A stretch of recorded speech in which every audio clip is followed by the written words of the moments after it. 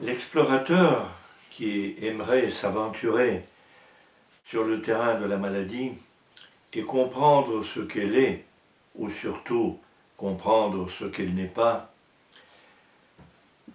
devra affronter une mer remplie de sirènes et de mirages. Alors, pour lui donner quelques points de repère, on peut tout d'abord dire que ce que l'on appelle la maladie est avant tout une réaction du corps, de notre corps, à quelque chose, parfois à quelqu'un. En tous les cas, c'est une réaction.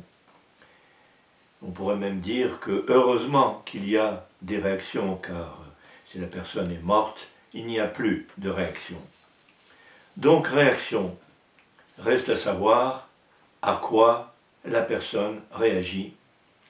Là, il y a un nombre important de paramètres possibles, l'environnement, les rapports humains, les peurs, les stress, etc.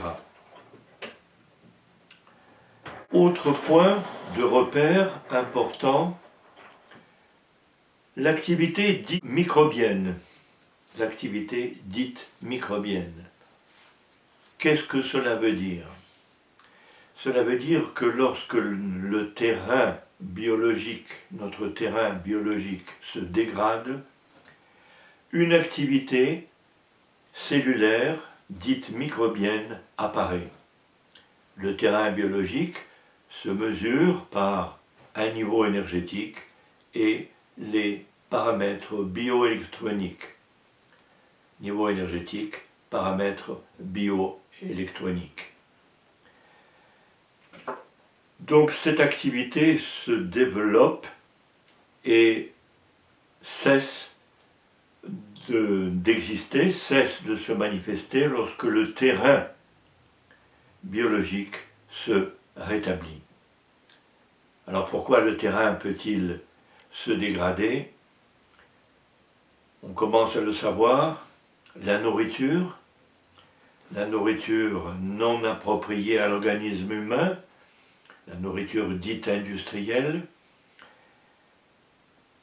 certains problèmes dus à des pollutions purement chimiques, une qualité d'eau mauvaise, ou bien des substances ingurgitées qui ne conviennent pas. Donc 2 points de repère, ce qu'est la maladie et surtout ce qu'elle n'est pas, donc réaction au corps, et l'activité dite microbienne qui résulte d'une dégradation du niveau énergétique global du terrain. Il y a autre chose que l'on peut dire également à ce sujet, et que nos affirmations, notre langage est parfaitement compris par notre système biologique, et notamment par notre ADN. Les scientifiques de pointe disent que notre ADN est structuré de la même manière que notre langage. Lorsque nous affirmons que nous sommes malades, ou que nous avons ceci ou cela, notre organisme l'enregistre, le comprend et l'exécute.